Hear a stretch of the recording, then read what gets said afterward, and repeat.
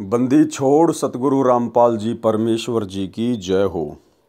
परम पिता परमात्मा सारी सृष्टि के रचनहार कुल मालिक असंख्य ब्रह्मांडों के स्वामी जगत गुरु तीनों लोकों में प्रवेश करके सबका भरण पोषण करने वाले राजाधिराज आत्माधार नाथों के नाथ देवों के देव महादेव सर्वेश्वर महेश्वर मृत्युंजय अजरो अमर आदि अनादि सनातनी प्रभु जगत पिता जगदीश्वर श्री श्री 1008 की उपाधि के वास्तविक अधिकारी अकाल मूरत शब्द स्वरूपी राम वासुदेव सर्वगतम ब्रह्म परम पूज्य प्रथम पूज्य परम संत परम पुरुष परम धनी परम दयालु सत्य कबीर हक्का कबीर अल्लाहु कबीर अल्लाहु अकबर बाखबर अल्लाह ताला जगत के तारणहार जगत के मुक्तिदाता जगत के जगन्नाथ हारे के सहारे हिंदुओं के राम मुसलमानों के अल्लाह सिखों के वाहिगुरु ईसाइयों के मसीह दया के सागर दयानिधि करुणा के सागर करुणानिधि स्वयंभू परिभू संकट मोचन कष्ट हरण मंगल करण दुख भंजन अविगत कबीर निर्विकार निर्विषम परमात्मा अलय अलेख सतगुरु आदि अनादि सतगुरु असली मर्यादा पुरुषोत्तम असली राम असली कृष्ण असली घनश्याम असली मुरारी राजाओं के राजा महाराजाओं के महाराजा शहंशाहों के शहंशाह सम्राटों के सम्राट भगवानों के भगवान अल्लाहों के अल्लाह प्रभुओं के प्रभु मसीहाओं के मसीह सच्चे वाहिगुरु बाबाओं के बाबा पीरों के पीर सेठों के सेठ जगत सेठ सावड़सा सेठ सर्वगुण संपन्न अनंत कोटि कलाओं के स्वामी अनंत कोटि ब्रह्मांडों के नायक योगियों में महायोगी ध्यानियों में महाध्यानी सिद्धों में परम सिद्ध ज्ञानियों में तत्वज्ञानी ब्रह्मज्ञानी महाज्ञानी परम ज्ञानी सर्वश्रेष्ठ ज्ञानी विज्ञानी युवा कबीर समृत कबीर असमवात अमित ओजा सच्चे रहनुमा करीम अल्लाह सुभान अल्लाह दुनिया के अंतिम पैगंबर 8 सितंबर 1951 से गांव धनाना जिला सोनीपत हरियाणा भारतवर्ष की पावन भूमि पे प्रकट रियल कल की भगवान श्री नारायण साकार हरि श्री बाबा साहेब शब्द स्वरूपी राम संत श्रोमणी सतगुरु रामपाल जी परमेश्वर जी के चरण कमल में साध संगति से जुड़े हुए देश विदेश से हम सभी सत्सेवक भाई बहनों का अनंत कोटि दंडवत प्रणाम। सत्साई भाई और बहनों, दया पूज्य गुरुदेव भगवान की, सारी सृष्टि के मालिक की, सतगुरु रामपाल जी भगवान की, जिनके विशेष आशीर्वाद से शुभ आशीर्वाद से आप और हम सभी सत्सेवक भाई बहन साध संगति से जुड़कर अपनी आत्मा के कल्याण हेतु निरंतर भक्ति मार्ग पर गुरुदेव के तत्व ज्ञान को आधार बनाकर बढ़ रहे हैं। भाई और बहनों, पूज्य गुरुदेव जी के कर कमल से लिखित पवित्र ग्रंथ कबीर सागर के सरलार्थ के ऊपर वीडियो बनाने की श्रृंखला जारी है। इसी श्रृंखला में आज हमारा ये 55 नंबर का वीडियो है। प्रत्येक वीडियो में गुरुदेव भगवान के आशीर्वाद से हमें बहुत कुछ सीखने को मिलता है। फिलहाल अध्याय कबीर चरित्र बोध के ऊपर वीडियो बनाने की श्रृंखला जारी है और इस श्रृंखला में कबीर परमेश्वर जब 650 साल पहले लीलामय रूप में एक जीवन व्यतीत कर रहे थे, काशी में परमेश्वर 120 वर्ष तक रहे थे, तो उस समय क्या क्या घटनाएं घटी थी, उन सभी घटनाओं का संक्षेप में गुरुदेव भगवान ने अपने कर कमल से यहाँ पर जिक्र किया है, जिसके ऊपर आप और हम भाई बहन वीडियो बना रहे हैं। तो भाई और बहनों, आगे बढ़ते हैं गुरुदेव के आशीर्वाद से। ये कबीर सागर का सरलार्थ पेज नंबर 527 है। ऋषि विवेकानंद जी से ज्ञान चर्चा। स्वामी रामानंद जी का एक शिष्य ऋषि विवेकानंद जी बहुत ही अच्छे प्रवचनकर्ता रूप में प्रसिद्ध था। ऋषि विवेकानंद जी को काशी शहर के एक क्षेत्र का उपदेशक नियुक्त किया हुआ था। उस क्षेत्र के व्यक्ति ऋषि विवेकानंद जी के धारा प्रवाह प्रवचनों को सुनकर उनकी प्रशंसा किए बिना नहीं रहते थे। उनकी कॉलोनी में बहुत प्रतिष्ठा बनी थी। प्रतिदिन की तरह ऋषि विवेकानंद जी विष्णु पुराण से कथा सुना रहे थे। कह रहे थे, भगवान विष्णु सर्वेश्वर है, अविनाशी अजन्मा है, सर्वसृष्टि रचनहार तथा पालनहार है। इनके कोई जन्मदाता माता पिता नहीं है, ये स्वयंभू है।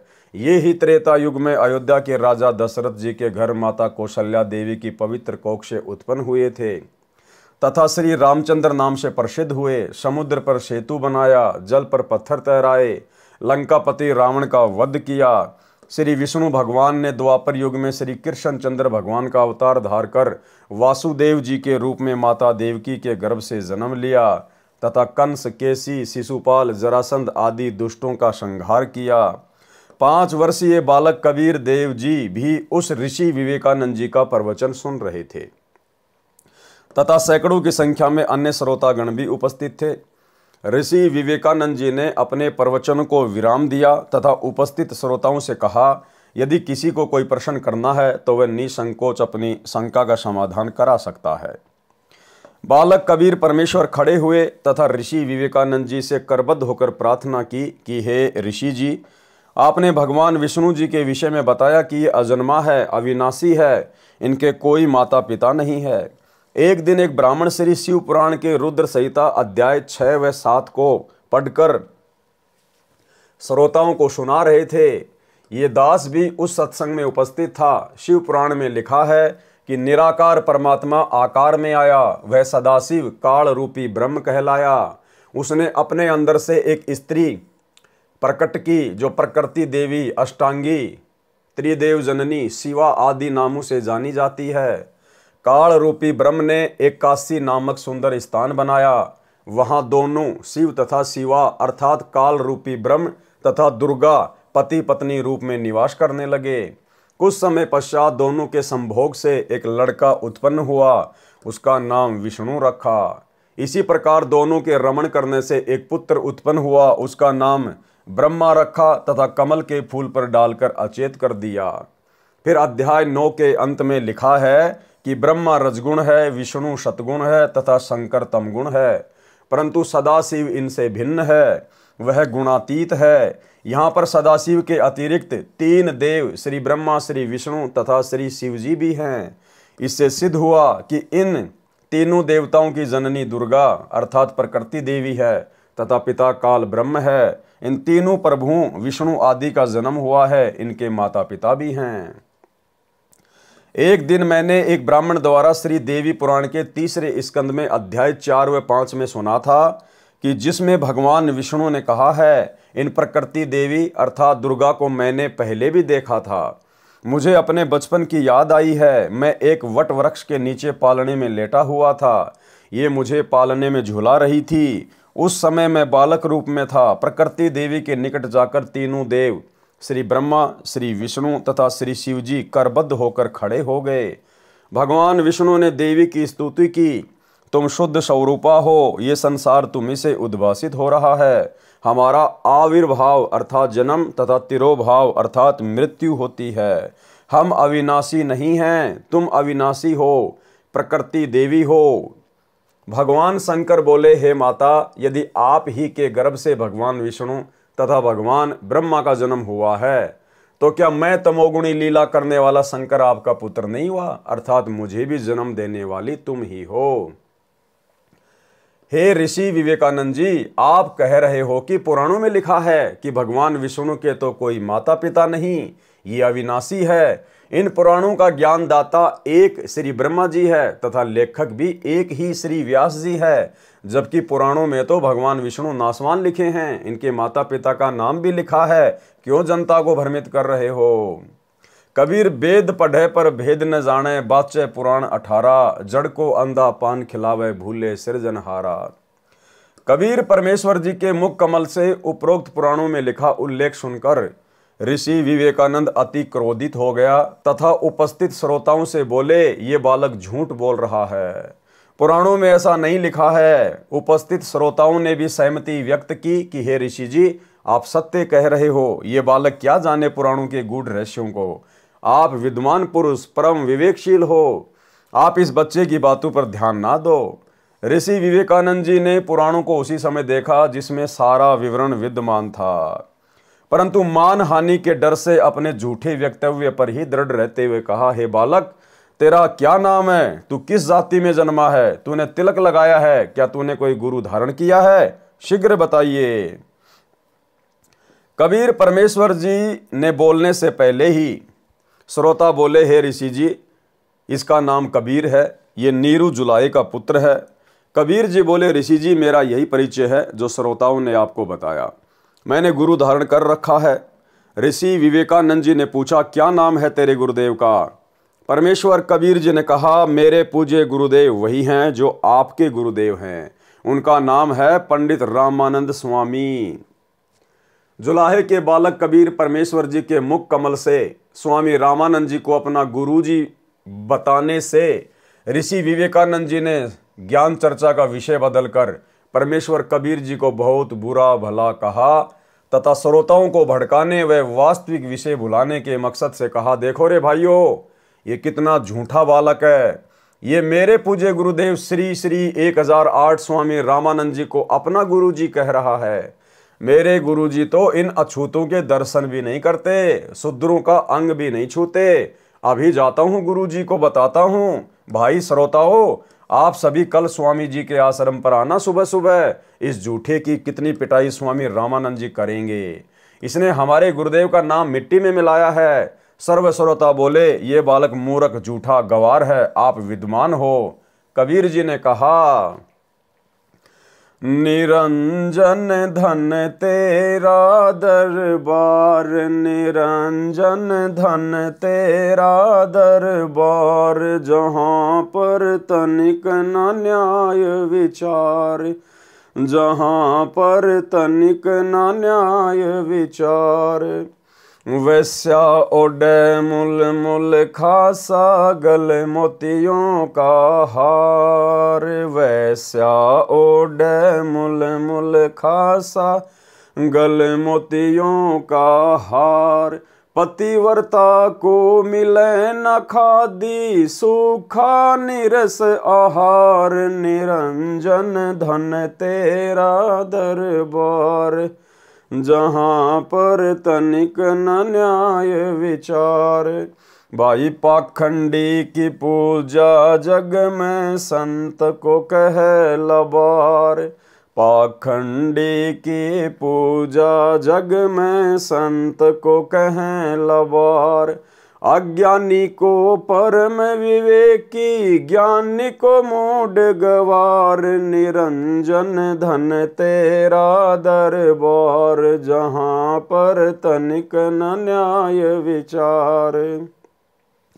कहें कबीर सुनो भाई साधो, सब उल्टा व्यवहार, कहें कबीर सुनो भाई साधो, सब उल्टा व्यवहार। सच्चों को तो झूठ बतावे, इन झूठों का एतबार, निरंजन धन तेरा दरबार, जहाँ पर तनिक न न्याय विचार। बंदी छोड़ कबीर परमेश्वर जी अपने घर चले गए। वह ऋषि विवेकानंद अपने गुरु रामानंद स्वामी जी के आश्रम में गया तथा सर्व घटना की जानकारी बताई। हे स्वामी जी, एक छोटी जाति का जुलाहे का लड़का कबीर अपने आप को बड़ा विद्वान सिद्ध करने के लिए भगवान विष्णु जी को नासवान बताता है। हे ऋषि जी, उसने तो हम ब्राह्मणों का घर से निकलना ही दूभर कर दिया है, हमारी नाक काट डाली, अर्थात हमें महाशर्मिंदा लज्जित होना पड़ रहा है। उसने कल भरी सभा में कहा है कि पंडित रामानंद स्वामी मेरे गुरुजी हैं, मैंने उनसे दीक्षा ले रखी है। उस कबीर ने तिलक भी लगा रखा है, जैसा हम वैष्णव संत लगाते हैं। अपने शिष्य विवेकानंद की बात सुनकर स्वामी रामानंद जी बहुत क्रोधित होकर बोले, हे विवेकानंद, कल सुबह उसे मेरे सामने उपस्थित करो, देखना सर्व के समक्ष उसकी झूठ का पर्दाफाश करूंगा। कबीर जी द्वारा स्वामी रामानंद जी के मन की बात जानना, ये सारी लीला कबीर परमात्मा अपनी प्यारी आत्मा श्री रामानंद जी को शरण में लेने के लिए कर रहे थे, क्योंकि यही पंडित रामानंद जी की आत्मा त्रेता युग में और सतयुग में जब परमेश्वर आए थे, एक पूरा जीवन उन्होंने लीला में जिया था। उस समय उनके मुंह बोले पिता की भूमिका निभाई थी, इसलिए परमेश्वर ने इस प्यारी आत्मा को अपनी शरण में लेना था और इस घटना के माध्यम से परमेश्वर आगे इसको अपनी शरण में लेंगे। दूसरे दिन विवेकानंद ऋषि अपने साथ 9 व्यक्तियों को लेकर जुलाहा कॉलोनी में नीरू के मकान के विषय में पूछने लगा कि नीरू का मकान कौन सा है। क्या लिख रहे हैं भाई और बहनों, ध्यान देना शब्दों पर। 9 व्यक्तियों को लेकर दूसरे दिन पंडित विवेकानंद 9 अन्य व्यक्तियों को लेकर जुलाहों की कॉलोनी में गया कबीर परमात्मा को लेने के लिए। अब भाइयों और बहनों, कौन जानता है कहाँ लिखा हुआ कि 9 व्यक्ति गए थे, लेकिन यहाँ पर कौन लिख रहे हैं ये बात? पूज्य गुरुदेव भगवान। ये स्वयं कबीर परमात्मा है इनसे कुछ भी छुपा हुआ नहीं है, इनको सृष्टि का दाने दाने का ज्ञान है। तो 9 व्यक्ति पंडित विवेकानंद जी के साथ में गए थे उस दिन कबीर परमेश्वर जी को लाने के लिए। ये बातें परमेश्वर ही कह सकते हैं। और पहुंच गए जुलाहों की कॉलोनी में। 9 व्यक्तियों को लेकर जुलाहा कॉलोनी में नीरू के मकान के विषय में पूछने लगा कि नीरू का मकान कौन सा है। कॉलोनी के एक व्यक्ति को उनके आभाव से लगा कि ये कोई अप्रिय घटना करने के मकसद से आए हैं। उसने शीघ्रता से नीरू को जाकर बताया कि कुछ ब्राह्मण आपके घर आ रहे हैं, उनकी नीयत झगड़ा करने की है। नीमा भी वहीं खड़ी उस व्यक्ति की बातें सुन रही थी। उसी समय वे ब्राह्मण गली में नीरू के मकान की ओर आते दिखाई दिए।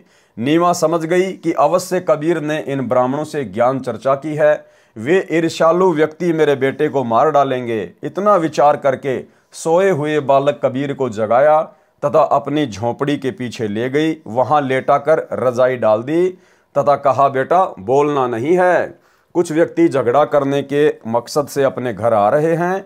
नीमा अपने घर के द्वार पर गली में खड़ी हो गई। तब तक वे ब्राह्मण घर के निकट आ चुके थे। उन्होंने पूछा, क्या नीरू का घर यही है? नीमा ने उत्तर दिया, हाँ ऋषि जी यही है। कहो कैसे आना हुआ? ऋषि विवेकानंद बोला, कहाँ है तुम्हारा शरारती बच्चा कबीर? कल उसने भरी सभा में मेरे सामने गुरुदेव का अपमान किया है। आज उसकी पिटाई गुरुजी सर्व के समक्ष करेंगे, इसको सबक सिखाएंगे। नीमा बोली, मेरा बेटा निर्दोष है, वह किसी का अपमान नहीं कर सकता। आप मेरे बेटे से ईर्ष्या रखते हो। कभी कोई ब्राह्मण उलाने लेकर आता है, कभी कोई तो कभी कोई। आप मेरे बेटे की जान के शत्रु क्यों बने हो? लौट जाइए। सर्व ब्राह्मण बलपूर्वक नीरू की झोपड़ी में प्रवेश करके कपड़ों को उठा उठाकर बालक को खोजने लगे। 4 पाइयों को भी उलटकर पटक दिया। जोर जोर से ऊंची आवाज में बोलने लगे। माता पिता को दुखी जानकर बालक रूपधारी कबीर परमेश्वर जी रजाई से निकलकर खड़े हो गए तथा कहा, ऋषि जी मैं झोपड़ी के पीछे छुपा हूं। बच्चे की आवाज सुनकर सर्व ब्राह्मण पीछे गए। वहां खड़े कबीर जी को पकड़कर अपने साथ ले जाने लगे। नीमा तथा नीरू ने विरोध किया। नीमा ने बालक कबीर जी को सीने से लगा कर कहा, मेरे बच्चे को मत ले जाओ, मत ले जाओ, ऐसे कहकर रोने लगी। निर्दयों ने नीमा को धक्का मारकर जमीन पर गिरा दिया। नीमा फिर उठकर पीछे पीछे दौड़ी तथा बालक कबीर जी का हाथ उनसे छुटवाने का प्रयत्न किया। एक व्यक्ति ने ऐसा थप्पड़ मारा, नीमा के मुख व नाक से रक्त टपकने लगा। नीमा रोती हुई गली में अचेत हो गई। नीरू ने भी बच्चे को छुड़ाने की कोशिश की तो उसे भी पीट पीट कर मृत समान कर दिया। कॉलोनी वाले उठाकर उनके घर ले गए। बहुत समय पश्चात दोनों सचेत हुए। बच्चे के वियोग में रो रो कर दोनों का बुरा हाल था। नीरू चोट के कारण चल फिरने में असमर्थ जमीन पर गिरकर विलाप कर रहा था। कभी चुप होकर भयभीत हुआ गली की ओर देख रहा था। मन में सोच रहा था कि कहीं वे लौटकर ना आ जाएं तथा मुझे जान से ना मार डालें। फिर बच्चे को याद करके विलाप करने लगता, मेरे बेटे को मत मारो, मत मारो, इसने क्या बिगाड़ा है तुम्हारा। ऐसे पागल जैसी स्थिति नीरू की हो गई थी। नीमा होश में आती थी, फिर अपने बच्चे के साथ हो रहे अत्याचार की कल्पना कर बेहोश अचेत हो जाती थी। मोहल्ले कॉलोनी के स्त्री पुरुष उनकी दशा देखकर अति दुखी थे। अब भाई और बहनों, कहने को तो वो पंडित थे, पंडित रामानंद जी के शिष्य थे, दुनिया में ज्ञान प्रचार किया करते थे और उनका स्वभाव, उनके आचार विचार गुंडे मवालियों जैसे। ये स्थिति भाई और बहनों वर्तमान में सतलोक आश्रम मैनेजमेंट हरियाणा की है, गुरुदेव के लड़का लड़कियों की है, कोऑर्डिनेटरों की है। जब से सन 2016 से संगत में 7 संगतियां शुरू हुई है, तब से इन लोगों को अपने धार्मिक धंधे के ऊपर खतरा मंडराता हुआ दिखाई देने लगा और इन्होंने बहुत प्रयास किया सात संगतियों को रुकवाने का। जहां जहां सात संगतियां होती, ये लोग पंडित विवेकानंद की तरह गुंडों की फौज लेकर पहुंच जाते, सत्सेवक भाई बहनों के साथ में मार पिटाई करते, पुलिस वालों को साथ में लेके जाते, पुलिस वालों को पैसे देकर उनको शराब पिलाकर भगत भाई बहनों को पिटवाते थे। दिल्ली की सात संगति में पुलिस वालों को पैसे देकर भगत भाई बहनों को जानवरों की तरह इन्होंने जो है वो पिटवाया। मुझ पवन दास के ऊपर लगभग 2-3 बार जानलेवा हमले किए। अपनी तरफ से तो एक प्रकार से मारकर ही छोड़कर चले गए थे। वीडियो दास आपको बार बार दिखाता रहता है। कहने का मतलब भाइयों और बहनों, वर्तमान में परम पूज्य सतगुरु रामपाल जी परमेश्वर जी की शरण में आने के बाद भी उनके परिवार का, कोऑर्डिनेटरों का, आश्रम संचालकों का आचार विचार व्यवहार कुछ भी चेंज नहीं हुआ, वही गुंडे मवालियों वाली हरकतें। इसलिए भाइयों और बहनों, परमात्मा ने अंत में फिर सात संगतियां शुरू करवाई और एक सच्चे मिशन को परमेश्वर ने सात संगति के माध्यम से आगे बढ़ाया। मोहल्ले कॉलोनी के स्त्री पुरुष उनकी दशा देखकर अति दुखी थे। प्रातः काल का समय था। स्वामी रामानंद जी गंगा नदी पर स्नान करके लौटे ही थे, अपनी कुटिया में बैठे थे। जब उन्हें पता चला कि उस बालक कबीर को पकड़कर ऋषि विवेकानंद जी की टीम ला रही है, तो स्वामी रामानंद जी ने अपनी कुटिया के द्वार पर कपड़े का पर्दा लगा लिया, ये दिखाने के लिए कि मैं पवित्र जाति का ब्राह्मण हूं तथा शूद्रों को दीक्षा देना तो दूर की बात है, सुबह सुबह तो दर्शन भी नहीं करता। ऋषि विवेकानंद जी ने बालक कबीर देव जी को कुटिया के समक्ष खड़ा करके कहा, हे गुरुदेव, ये रहा वह झूठा बच्चा कबीर जुलाहा। उस समय ऋषि विवेकानंद जी ने अपने प्रचार क्षेत्र के व्यक्तियों को विशेष कर बुला रखा था, ये दिखाने के लिए कि ये कबीर झूठ बोलता है।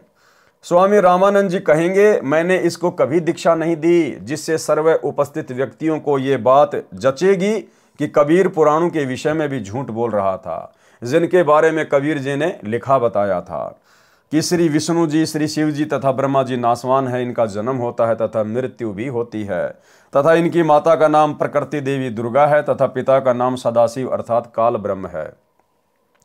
जिन हाथों से कबीर परमेश्वर को पकड़ कर लाए थे, उन सर्व व्यक्तियों ने अपने हाथ मिट्टी से रगड़ रगड़ कर धोए तथा सर्व उपस्थित व्यक्तियों के समक्ष बाल्टी में जल भरकर स्नान किया। सभी वस्त्र जो शरीर पर पहन रखे थे वे भी कूट कूट कर धोए। स्वामी रामानंद जी ने अपनी कुटिया के द्वार पर खड़े 5 वर्षीय बालक कबीर से ऊंची आवाज में प्रश्न किया, हे बालक, आपका क्या नाम है? कौन जाति में जन्म है? आपका भक्ति पंथ मार्ग कौन सा है? उस समय लगभग 1000 की संख्या में दर्शक उपस्थित थे। बालक कबीर जी ने भी आधीनता से ऊंची आवाज में उत्तर दिया, जाति मेरी जगत गुरु परमेश्वर है पंथ, गरीबदास लिखित पढ़े मेरा नाम निरंजन कंत। ए स्वामी सृष्टा में सृष्टि मेरे तीर, दास गरीब अधर बसूं अविगत सत्य कबीर। गोता मारूं स्वर्ग में जा बैठूं पाताल, गरीबदास ढूंढत फिरूं हीरे माणिक लाल। भावार्थ, कबीर जी ने कहा, हे स्वामी रामानंद जी, परमेश्वर के घर कोई जाति नहीं है। आप विद्वान पुरुष होते हुए वर्ण भेद को महत्व दे रहे हो। मेरी जाति व नाम तथा भक्ति पंथ जानना चाहते हो तो सुनो। मेरा नाम वही कबीर देव है जो वेदों में लिखा है, जिसे आप जी पढ़ते हो। मैं वह निरंजन माया रहित कंत सर्व का पति अर्थात सबका स्वामी हूँ। मैं ही सर्व सृष्टि रचनहार सृष्टा हूँ। ये सृष्टि मेरे ही आश्रित तीर यानी किनारे है। मैं ऊपर सत्य लोक में निवास करता हूँ। मैं वह अमर अव्यक्त अविगत सत्य कबीर हूँ, जिसका वर्णन गीता अध्याय 8 श्लोक 20 से 22 में है। हे स्वामी जी, गीता अध्याय 7 श्लोक 24 में गीता ज्ञानदाता अर्थात काल ब्रह्म अपने विषय में बताता है कि ये मूर्ख मनुष्य समुदाय मुझ अव्यक्त को श्री कृष्ण रूप में व्यक्ति मान रहे हैं। मैं सबके समक्ष प्रकट नहीं होता। ये मनुष्य समुदाय मेरे इस अश्रेष्ठ अटल नियम से अपरिचित है। गीता अध्याय 7 श्लोक 25 में कहा है कि मैं गीता ज्ञानदाता अपनी योग माया अर्थात सिद्धि शक्ति से छिपा हुआ अपने वास्तविक रूप में सबके समक्ष प्रत्यक्ष नहीं होता। ये अज्ञानी जन समुदाय मुझ श्री कृष्ण व राम आदि की तरह माता से जन्म लेने वाले प्रभु को तथा अविनाशी जो अन्य अव्यक्त परमेश्वर है उसको नहीं जानते। हे स्वामी रामानंद जी, गीता अध्याय 7 श्लोक 24-25 में गीता ज्ञानदाता काल ब्रह्म क्षर पुरुष ने अपने को अव्यक्त कहा है। ये प्रथम अव्यक्त प्रभु हुआ।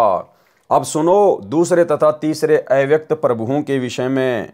गीता अध्याय 8 श्लोक 18-19 में गीता ज्ञानदाता ने अपने से अन्य अव्यक्त परमात्मा का वर्णन किया है। कहा है, ये सर्व चराचर प्राणी दिन के समय अव्यक्त परमात्मा से उत्पन्न होते हैं, रात्रि के समय उसी में लीन हो जाते हैं। यह जानकारी काल ब्रह्म ने अपने से अन्य अव्यक्त प्रभु पर ब्रह्म अर्थात अक्षर ब्रह्म के विषय में दी है।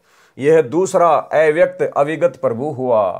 तीसरे अव्यक्त अविगत परमात्मा अर्थात परम अक्षर ब्रह्म के विषय में गीता अध्याय 8 श्लोक 20 से 22 में कहा है कि जिस अव्यक्त प्रभु का गीता अध्याय 8 श्लोक 18-19 में वर्णन किया है वह पूर्ण प्रभु नहीं है, वह भी वास्तव में अविनाशी प्रभु नहीं है, परंतु उस अव्यक्त जिसका विवरण उपरोक्त श्लोक 18-19 में है उससे भी अति परे दूसरा जो सनातन अव्यक्त भाव है वह परम दिव्य परमेश्वर सब भूतों यानी प्राणियों के नष्ट होने पर भी नष्ट नहीं होता। वह अक्षर अव्यक्त अविनाशी अविगत अर्थात वास्तव में अविनाशी अव्यक्त प्रभु इस नाम से कहा गया है। उसी अक्षर अव्यक्त की प्राप्ति को परम गति कहते हैं। जिस दिव्य परम परमात्मा को प्राप्त होकर साधक वापस लौटकर इस संसार में नहीं आते, इसी का विवरण गीता अध्याय 15 श्लोक 1 से 4 तथा श्लोक 16-17 में भी है।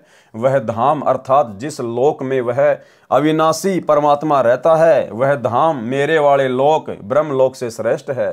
हे पार्थ, जिस अविनाशी परमात्मा के अंतर्गत सर्व प्राणी हैं, जिस सच्चिदानंद घन परमात्मा से यह समस्त जगत परिपूर्ण है, वह सनातन अव्यक्त परमेश्वर तो अनन्य भक्ति से प्राप्त होने योग्य है। गीता अध्याय 8 श्लोक 20, 21, 22। हे स्वामी रामानंद जी, मैं वही तीसरी श्रेणी वाला अविगत सत्य अविनाशी भाव वाला परमेश्वर कबीर हूँ, जिसे वेदों में कबीर देव कहा है, वही कबीर देव मैं कहलाता हूँ। हे स्वामी रामानंद जी, सर्व सृष्टि को रचने वाला सृष्टा मैं ही हूँ। मैं ही आत्मा का आधार, जगत गुरु, जगत पिता, बंधु तथा जो सत्य साधना करके सत्यलोक जा चुके हैं उनको सतलोक पहुंचाने वाला मैं ही हूँ। काल ब्रह्म की तरह धोखा न देने वाले स्वभाव वाला कबीर देव मैं ही हूँ, जिसका प्रमाण अथर्ववेद कांड 4 अनुवाक 1 मंत्र 7 में लिखा है। कांड नंबर 4 अनुवाक नंबर 1 मंत्र नंबर 7। यहाँ पर इसका हिंदी अनुवाद है, केवल हिंदी अनुवाद। जो अचल अर्थात अविनाशी जगत पिता, भक्तों का वास्तविक साथी अर्थात आत्मा का आधार, बड़ा स्वामी अर्थात परमेश्वर व जगत गुरु तथा विनम्र पुजारी अर्थात विधिवत साधक को सुरक्षा के साथ सतलोक ले गए हुओं को यानी जो मोक्ष प्राप्त कर चुके हैं उनको सतलोक ले जाने वाला, सर्व ब्रह्मांडों की रचना करने वाला, जगदम्बा अर्थात माता वाले गुणों से भी युक्त, काल की तरह धोखा न देने वाले स्वभाव अर्थात गुणों वाला, ज्यों का त्यों अर्थात वैसा ही वह है। आप कबीर देव हैं अर्थात भाषा भिन्न इसे कबीर परमेश्वर भी कहते हैं। भावार्थ, इस मंत्र में यह भी स्पष्ट कर दिया कि उस परमेश्वर का नाम कबीर देव अर्थात कबीर परमेश्वर है जिसने सर्व रचना की है। जो परमेश्वर अचल अर्थात वास्तव में अविनाशी, गीता अध्याय 15 श्लोक 16-17 में भी प्रमाण है। जगत गुरु परमेश्वर आत्माधार जो पूर्ण मुक्त होकर सतलोक गए हैं यानी जो मोक्ष प्राप्त कर चुके हैं उनको सतलोक ले जाने वाला, सर्व ब्रह्मांडों का रचनहार, काल की तरह धोखा न देने वाला, ज्यों का त्यों वह स्वयं कबीर देव अर्थात कबीर प्रभु है। यही परमेश्वर सर्व ब्रह्मांडों व प्राणियों को अपनी शब्द शक्ति से उत्पन्न करने के कारण जनिता माता भी कहलाता है, तथा पितरम पिता तथा बंधु भाई भी वास्तव में यही है, तथा देव परमेश्वर भी यही है। इसलिए इसी कबीर देव कबीर परमेश्वर की स्तुति किया करते हैं। तमेव माता च पिता तमेव, तमेव बंधु च सखा तमेव, तमेव विद्या च द्रविणम तमेव, तमेव सर्व मम देव देव। इसी परमेश्वर की महिमा का पवित्र ऋग्वेद मंडल नंबर 1 सूक्त नंबर 24 में विस्तृत विवरण है। 5 वर्षीय बालक के मुख से वेदों व गीता के गूढ़ रहस्यों को सुनकर ऋषि रामानंद जी आश्चर्यचकित रह गए तथा क्रोधित होकर अपशब्द कहने लगे। रामानंद अधिकार सुन जुल्हा अक जगदीश, दास गरीब विलंब ना ताहि नवावत शीस। रामानंद को गुरु कहे तन से नहीं मिलात, दास गरीब दर्शन भये पैड़े लगी जुलात। पंथ चलत ठोकर लगी राम नाम कह दीन, दास गरीब कसर नहीं सीख लई परवीन। आड़ा पर्दा लाए कर रामानंद भुजंत, दास गरीब कुलंग छवि अधर डाक कुदंत। कौन जाति कुल पंथ है कौन तुम्हारा नाम, दास गरीब आधीन गति बोलत है बलि जाऊं। जाति हमारी जगत गुरु परमेश्वर है पंथ, दास गरीब लिखित पर नाम निरंजन कंत। रे बालक सुंदर बुद्धि घटमट तन आकार, दास गरीब दर्द लग्या हो बोले सिरजनहार।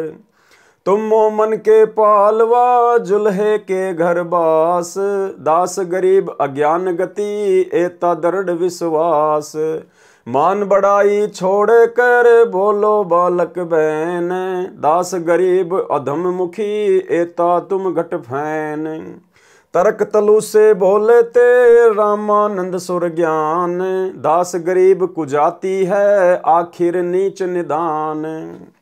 परमेश्वर कबीर जी कबीर देव ने प्रेम पूर्वक उत्तर दिया। मैं के बदन खुलास कर सुनी स्वामी परवीन, दास गरीब मनी मरे मैं आजिज आधीन। मैं अविगत गत से परे चारों वेद से दूर, दास गरीब दसों दिशा सकल सिंध भरपूर। सकल सिंध भरपूर हूँ खालिक हमरा नाम, दास गरीब अजाति हूँ तै जो कहा बलि जाऊं। जाति पाति मेरे नहीं नहीं बस्ती नहीं गाम, दास गरीब अनिन गति नहीं हमारे चाम। नाद बिंद मेरे नहीं नहीं गुदा नहीं गात, दास गरीब शब्द सजा नहीं किसी का साथ। सब संगी बिछरू नाही आदि अंत बहु जाई, दास गरीब सकल बसूं बाहर भीतर माही। ए स्वामी सृष्टा में सृष्टि हमारे तीर, दास गरीब अधर बसूं अविगत सत्य कबीर। पौमी धरनी आकाश में मैं व्यापक सब ठोर, दास गरीब न दूसरा हम समतुल नहीं और। हम दासन के दास हैं कर्ता पुरुष करीम, दास गरीब अवधूत हम ब्रह्मचारी सीम। सुन रामानंद राम हम मैं बावन नरसिंह, दास गरीब कली कली हम ही से कृष्ण अभंग। हम ही से इंद्र कुबेर है ब्रह्मा विष्णु महेश, दास गरीब धर्म ध्वजा धरणी रसातल शेष। सुन स्वामी सतभाख हूँ झूठ न हमरे रिंच, दास गरीब हम रूप बिना और सकल परपंच। गोता लाऊं स्वर्ग से फिर बैठूं पाताल, गरीब दास ढूंढत फिरूं हीरे माणिक लाल। इस दरिया कंकर बहुत लाल कहीं कहीं ठावे, गरीब दास माणिक चुगे हम मुरजीवा नाव। मुरजीवा माणिक चुगे कंकर पत्थर डारी, दास गरीब डोरी अगम उतरो शब्द आधार। स्वामी रामानंद जी ने कहा, अरे कुजात अर्थात शूद्र, छोटा मुंह बड़ी बात, तू अपने आप को परमात्मा कहता है, तेरा शरीर हाड़ मांस व रक्त निर्मित है। तू अपने आप को अविनाशी परमात्मा कहता है, तेरा जुलाई के घर जन्म है, फिर भी अपने आप को अजन्मा अविनाशी कहता है, तू कपटी बालक है। परमेश्वर कबीर जी ने कहा, ना मैं जन्मू ना मरूं, जो मैं आऊं त्यो जाऊं। गरीब दास सतगुरु भेद से लखो हमारा दाव। सुन रामानंद राम मैं मुझसे ही बावन नरसिंह, दास गरीब युग युग हम से ही हुए कृष्ण अभंग। भावार्थ, कबीर जी ने उत्तर दिया, हे रामानंद जी, मैं न तो जन्म लेता हूँ न मृत्यु को प्राप्त होता हूँ। मैं 84 लाख प्राणियों के शरीरों में आने, जन्म लेने व जाने, मृत्यु होने के चक्कर से भी रहित हूँ। मेरी विशेष जानकारी किसी तत्वदर्शी संत सतगुरु से ज्ञान को सुनकर प्राप्त करो। गीता अध्याय 4 श्लोक 34 तथा यजुर्वेद अध्याय 40 मंत्र 10 व 13 में वेद ज्ञानदाता स्वयं कह रहा है कि उस पूर्ण परमात्मा के तत्व वास्तविक ज्ञान से मैं अपरिचित हूं। उस तत्व ज्ञान को तत्वदर्शी संतों से सुनो, उन्हें दंडवत प्रणाम करो, अति विनम्र भाव से परमात्मा के पूर्ण मोक्ष मार्ग के विषय में ज्ञान प्राप्त करो। जैसी भक्ति विधि से तत्वदर्शी संत बताए वैसे साधना करो। गीता अध्याय 15 श्लोक 17 में लिखा है कि श्लोक 16 में जिन दो पुरुषों भगवानों क्षर पुरुष अर्थात काल ब्रह्म तथा अक्षर पुरुष अर्थात परब्रह्म का उल्लेख है, वास्तव में अविनाशी परमेश्वर तथा सभी का पालन पोषण व धारण करने वाला परमात्मा तो उन उपरोक्त दोनों से अन्य ही है। हे स्वामी रामानंद जी, वह उत्तम पुरुष अर्थात सर्वश्रेष्ठ प्रभु मैं ही हूँ। इस बात को सुनकर स्वामी रामानंद जी बहुत क्षुब्ध हो गए तथा कहा कि रे बालक, तू निम्न जाति का और छोटा मुंह बड़ी बात कर रहा है, तू अपने आप भगवान बन बैठा। बुरी गालियां भी दी। कबीर साहिब बोले कि गुरुदेव, आप मेरे गुरुजी हैं, आप मुझे गाली दे रहे हो तो भी मुझे आनंद आ रहा है, लेकिन मैं जो आपको कह रहा हूं मैं ज्यों का त्यों पूर्ण ब्रह्म ही हूं, इसमें कोई संशय नहीं है। इस बात को सुनकर रामानंद जी ने कहा कि ठहर जा, तेरी तो लंबी कहानी बनेगी, तो ऐसे नहीं मानेगा, मैं पहले अपनी पूजा पाठ कर लेता हूं। रामानंद जी ने कहा कि इसको बैठाओ, मैं पहले अपनी कुछ क्रिया रहती है वह कर लेता हूं, बाद में इससे निपटूंगा। स्वामी रामानंद जी क्या क्रिया करते थे? भगवान विष्णु जी की एक काल्पनिक मूर्ति बनाते थे, अपने मन में काल्पनिक मूर्ति बनाया करते थे। सामने मूर्ति दिखाई देने लग जाती थी, जैसे कर्मकांड करते हैं। भगवान की मूर्ति के पहले वाले सारे कपड़े उतार कर उनको जल से स्नान करवाकर फिर स्वच्छ कपड़े भगवान ठाकुर को पहनाकर गले में माला डालकर तिलक लगाकर मुकुट रख देते हैं। रामानंद जी कल्पना कर रहे थे, कल्पना करके भगवान की काल्पनिक मूर्ति बनाई। श्रद्धा से जैसे नंगे पैरों जाकर आप ही गंगा जल लाए हों, ऐसी अपनी भावना बनाकर ठाकुर जी की मूर्ति के कपड़े उतारे, फिर स्नान करवाया तथा नए वस्त्र पहना दिए, तिलक लगा दिया, मुकुट रख दिया और माला डालनी भूल गए। कंठी न डालें तो पूजा अधूरी, और मुकुट रख दिया तो उस दिन मुकुट उतारा नहीं जा सकता, उस दिन मुकुट उतार दें तो पूजा खंडित। स्वामी रामानंद जी अपने आप को कोस रहे हैं कि इतना जीवन हो गया मेरा, कभी भी ऐसी गलती जिंदगी में नहीं हुई थी। प्रभु, आज मुझ पापी से क्या गलती हुई है? यदि मुकुट उतारूं तो पूजा खंडित। उसने सोचा कि मुकुट के ऊपर से कंठी माला डालकर देखता हूं। कल्पना से कर रहे हैं, कोई सामने मूर्ति नहीं और पर्दा लगा है। कबीर साहिब दूसरी ओर बैठे हैं, मुकुट में माला फंस गई, आगे नहीं जा रही थी, जैसे शौपन देख रहे हों। रामानंद जी ने सोचा, अब क्या करूं? हे भगवान, आज तो मेरा सारा दिन ही व्यर्थ गया, आज की मेरी भक्ति कमाई व्यर्थ गई। क्योंकि जिसको परमात्मा की कसक होती है, उसका एक नित्य नियम भी रह जाए तो उसको दर्द बहुत होता है। जैसे इंसान की जेब कट जाए और फिर बहुत पश्चाताप करता है। प्रभु के सच्चे भक्तों को इतनी लगन होती है।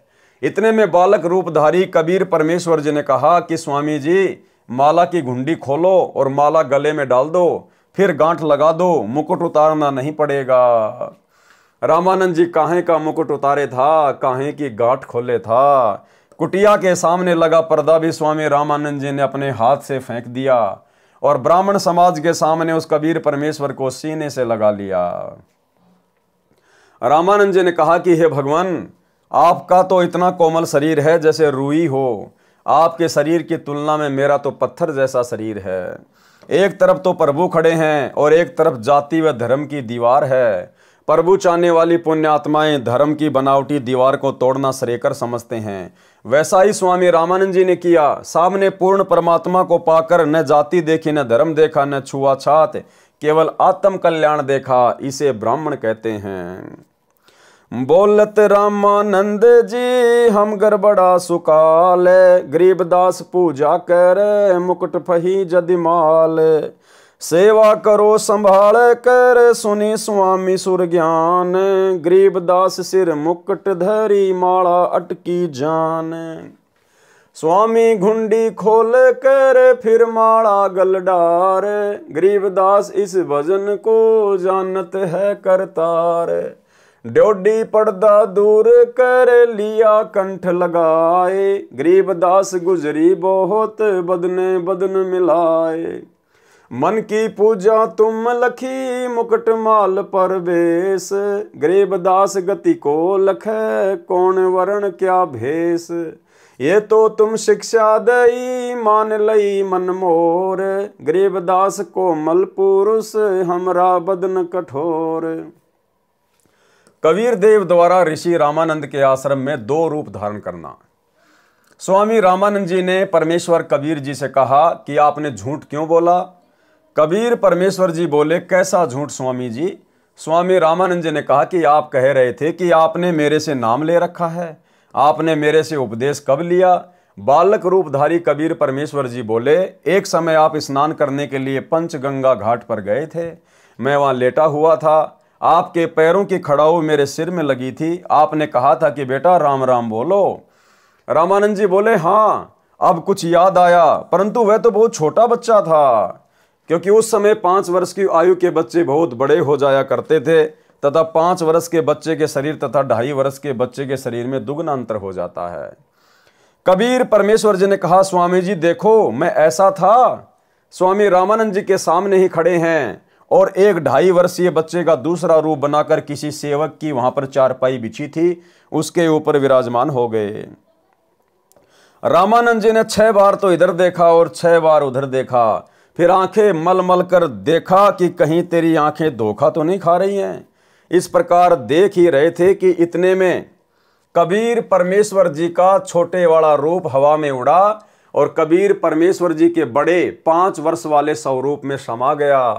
5 वर्ष वाले स्वरूप में कबीर परमेश्वर जी रह गए।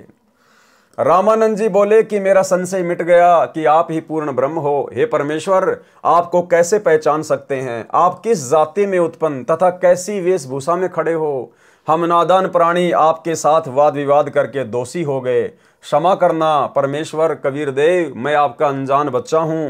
रामानंद जी ने फिर अपनी अन्य शंकाओं का निवारण करवाया। शंका, हे कबीर देव, मैं राम राम कोई मंत्र शिष्यों को जाप करने को नहीं देता। यदि आपने मुझसे दीक्षा ली है तो वह मंत्र बताइए जो मैं शिष्य को जाप करने को देता हूं। उत्तर कबीर देव का, हे स्वामी जी, आप ओम नाम जाप करने को देते हो तथा ओम भगवते वासुदेवाय नमः का जाप तथा विष्णु स्तोत्र की आवर्ती की भी आज्ञा देते हो। फिर शंका, आपने जो मंत्र बताया ये तो सही है, एक शंका और है, उसका भी निवारण कीजिए। मैं जिसे शिष्य बनाता हूं उसे एक चिन्ह देता हूं, वह आपके पास नहीं है। उत्तर बंदी छोड़ कबीर जी बोले, हे गुरुदेव, आप तुलसी की लकड़ी के एक मणके की कंठी माला गले में पहनने के लिए देते हो। ये देखो गुरुजी, उसी दिन आपने अपनी कंठी गले से निकालकर मेरे गले में पहनाई थी। ये कहते हुए कबीर देव ने अपने कुर्ते के नीचे गले में पहनी वही कंठी माला सार्वजनिक कर दी।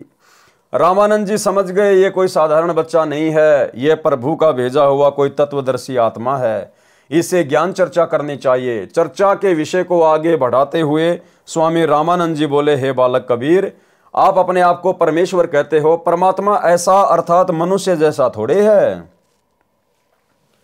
हे कबीर जी, उस स्थान परम धाम को यदि एक बार दिखा दें तो मन शांत हो जाएगा।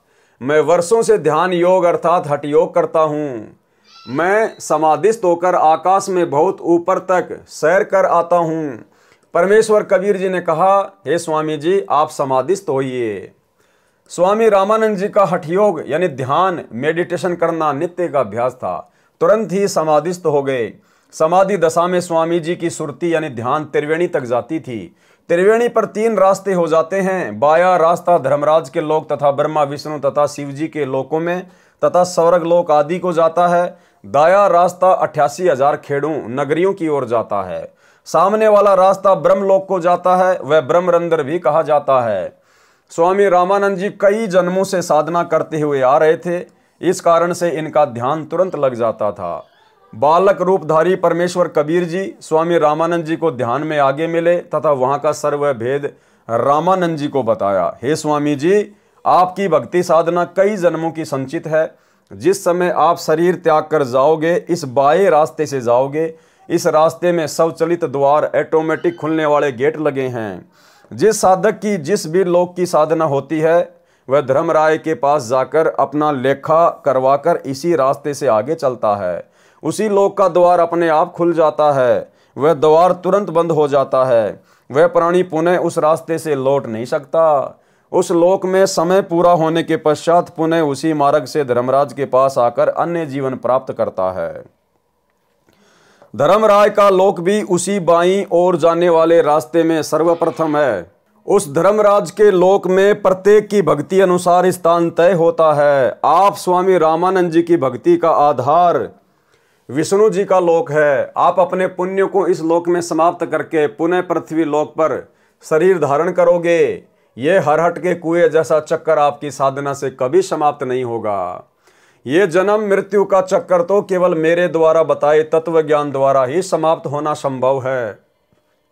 परमेश्वर कबीर जी ने फिर कहा, हे स्वामी जी, जो सामने वाला द्वार है ये ब्रह्मरंध्र है।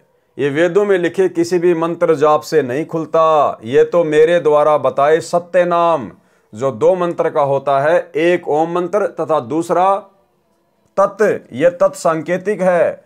वास्तविक नाम मंत्र तो उपदेश लेने वाले को बताया जाएगा, उसके जाप से खुलता है। ऐसा कहकर परमेश्वर कबीर जी ने सत्य नाम 2 मंत्रों के नाम का जाप किया। तुरंत ही सामने वाला द्वार ब्रह्मरंध्र खुल गया। परमेश्वर कबीर जी अपने साथ स्वामी रामानंद जी की आत्मा को लेकर उस ब्रह्मरंध्र में प्रवेश कर गए। उसके पश्चात वह द्वार तुरंत बंद हो गया। उस द्वार से निकलकर लंबा रास्ता तय किया, ब्रह्मलोक में गए। आगे फिर 3 रास्ते हैं। बाईं ओर एक रास्ता महास्वर्ग में जाता है।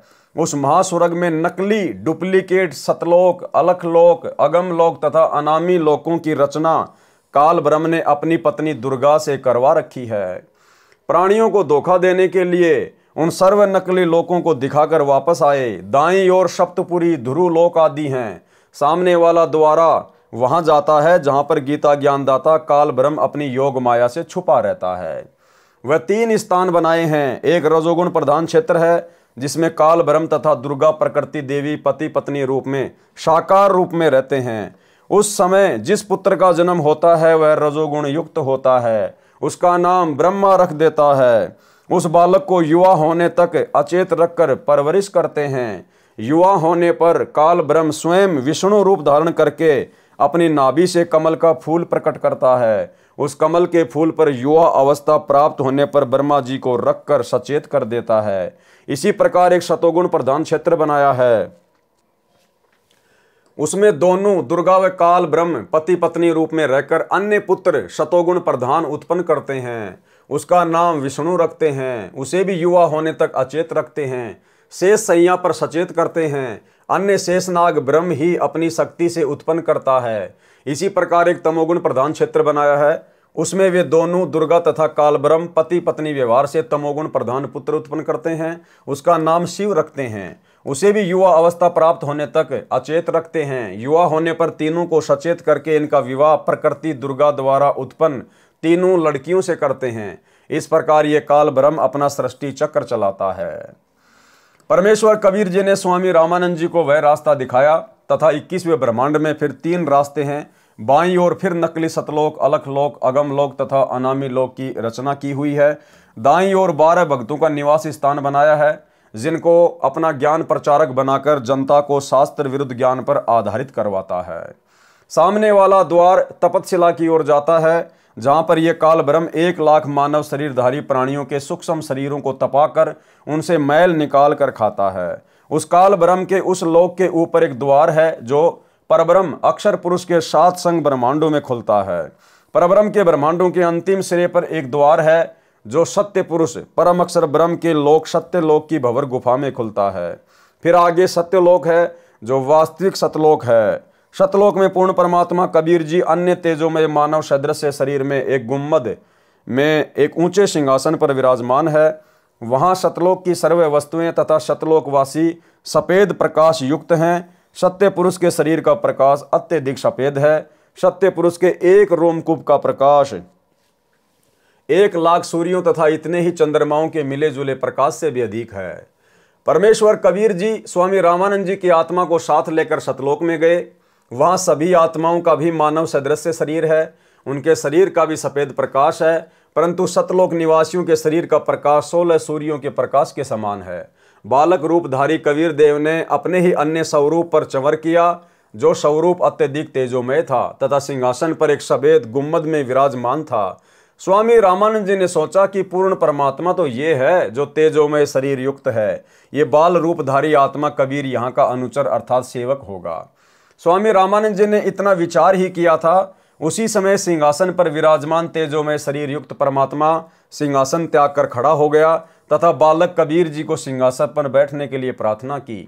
नीचे से रामानंद जी के साथ गया बालक कबीर जी उस सिंहासन पर विराजमान हो गए तथा वह तेजोमय शरीरधारी प्रभु बालक के सिर पर श्रद्धा से चंवर करने लगा। रामानंद जी ने सोचा, यह परमात्मा इस बच्चे पर चंवर करने लगा, यह बालक यहाँ का नौकर सेवक नहीं हो सकता। इतने में तेजोमय शरीर वाला परमात्मा उस बालक कबीर जी के शरीर में समा गया। बालक कबीर जी का शरीर उसी प्रकार उतने ही प्रकाश युक्त हो गया जितना पहले सिंहासन पर बैठे पुरुष परमेश्वर का था। इतनी लीला करके स्वामी रामानंद जी की आत्मा को वापस शरीर में भेज दिया। महर्षि रामानंद जी ने आंखें खोलकर देखा तो बालक रूपधारी परमेश्वर कबीर जी को सामने ही बैठा पाया। महर्षि रामानंद जी को पूर्ण विश्वास हो गया कि यह बालक कबीर जी ही परम अक्षर ब्रह्म अर्थात वासुदेव कुल का मालिक है। दोनों स्थानों ऊपर सत्यलोक में तथा नीचे पृथ्वीलोक में यहाँ पर स्वयं ही लीला कर रहा है। यही परम दिव्य पुरुष अर्थात आदि पुरुष है। सतलोक में जहाँ पर यह परमात्मा मूल रूप में निवास करता है वह सनातन परम धाम है। परमेश्वर कबीर जी ने इसी प्रकार संत गरीबदास जी महाराज छुडानी हरियाणा वाले को सर्व ब्रह्मांडों को प्रत्यक्ष दिखाया था, उनका ज्ञान योग खोल दिया था तथा परमेश्वर ने गरीबदास जी महाराज को स्वामी रामानंद जी के विषय में बताया था कि किस प्रकार से मैंने स्वामी जी को शरण में लिया था। महाराज गरीबदास जी ने अपनी अमृतवाणी में उल्लेख किया है, तहाँ वहाँ चित चक्रित भया देखी फजल दरबार, गरीबदास सिजदा किया हम पाए दीदार। बोलत रामानंद जी सुन कबीर करतार, गरीबदास सब रूप में तुम ही बोलन हार। दहू ठोर है एक तो भया एक से दोए, गरीबदास हम कारणे उतरे हो मगजोए। तुम साहिब तुम संत हो तुम सतगुरु तुम हंस, गरीबदास तुम रूप बिना और न दूजा अंश। तुम स्वामी मैं बाल बुद्धि भरम कर्म किए नाश, गरीबदास निज ब्रह्म तू हमरे दर्द विश्वास। सुन बे सुन से तुम परे उर से हमरे तीर, गरीबदास सरभंग में अविगत पुरुष कबीर। कोटि कोटि सिजदा किए कोटि कोटि प्रणाम, गरीबदास अनहद अधर हम पर से तुम धाम। बोले रामानंद जी सुनो कबीर सुभान, गरीबदास मुक्ता भये उदरे पिंड अरु प्राण। उपरोक्त वाणी का भावार्थ, सत्यलोक में तथा काशी नगर में पृथ्वी पर दोनों स्थानों पर परमात्मा कबीर जी को देखकर स्वामी रामानंद जी ने कहा है, कबीर परमात्मा आप दोनों स्थानों पर लीला कर रहे हो।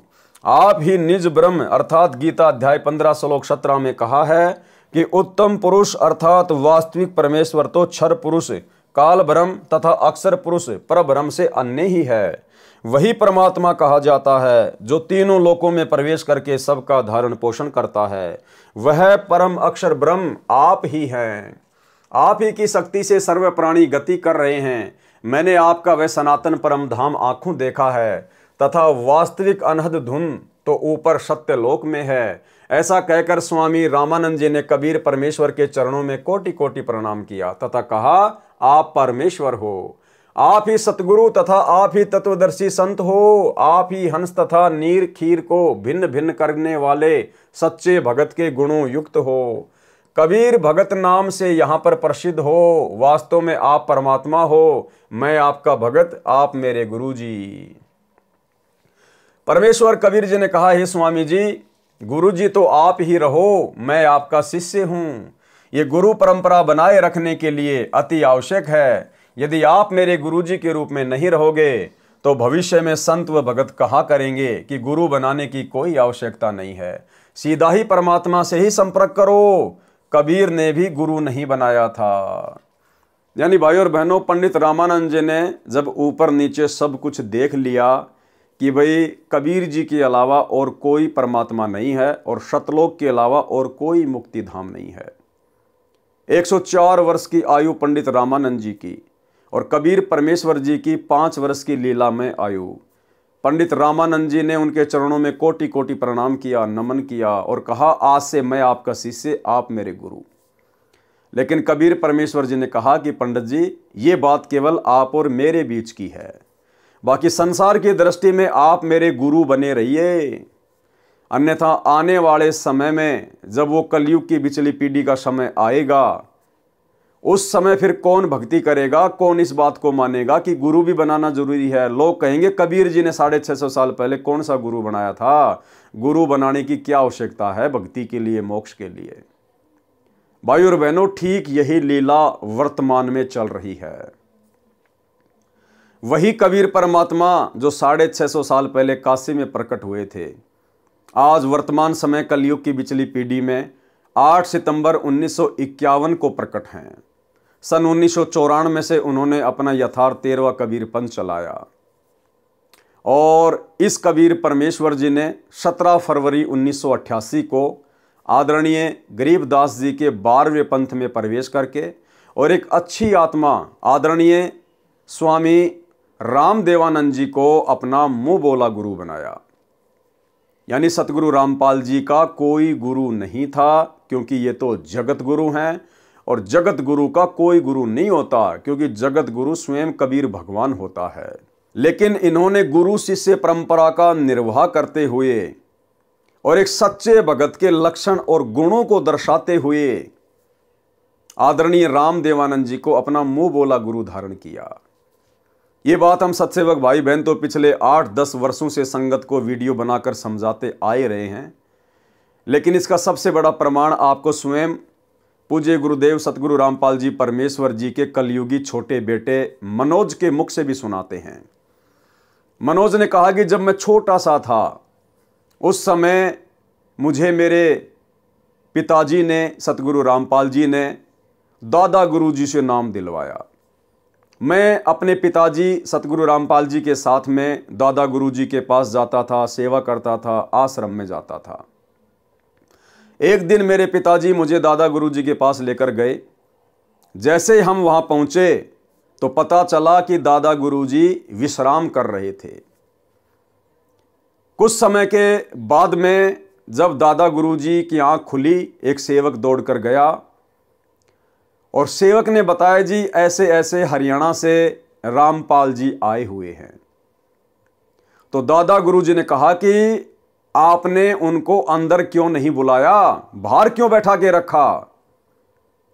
तो सेवकों को बड़ा आश्चर्य हुआ कि एक हमारे जैसे भगत के विषय में इतना बोल रहे हैं कि उनको बाहर क्यों बैठाया, अंदर क्यों नहीं बुलाया, जबकि उन्होंने तो नाम भी हमारे से बाद में लिया, वो तो एक भगत है। तो सेवक ने कहा, जी आप विश्राम कर रहे थे, आप सो रहे थे।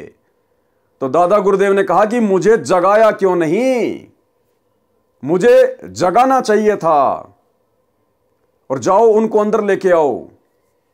सेवक गया, सेवक ने सारी बात बताई और जब गुरुदेव भगवान अंदर गए अपने कलयुगी बेटे मनोज के साथ में, तो मनोज अपने इंटरव्यू में कह रहा है कि मैंने देखा कि दादा गुरुजी अपनी चारपाई से खड़े होने का प्रयास कर रहे थे गुरुजी को देखते ही, लेकिन गुरुजी ने एक अच्छे शिष्य की भूमिका निभाते हुए तुरंत उनके चरणों में दंडवत प्रणाम किया और उनके चरणों में ही बैठ गए। इतने में दादा गुरुजी ने कहा कि नहीं नहीं नहीं, आप नीचे मत बैठिए, आप ऊपर आइए, आप ऊपर आइए, आपकी जगह ये है, आपकी जगह ये है।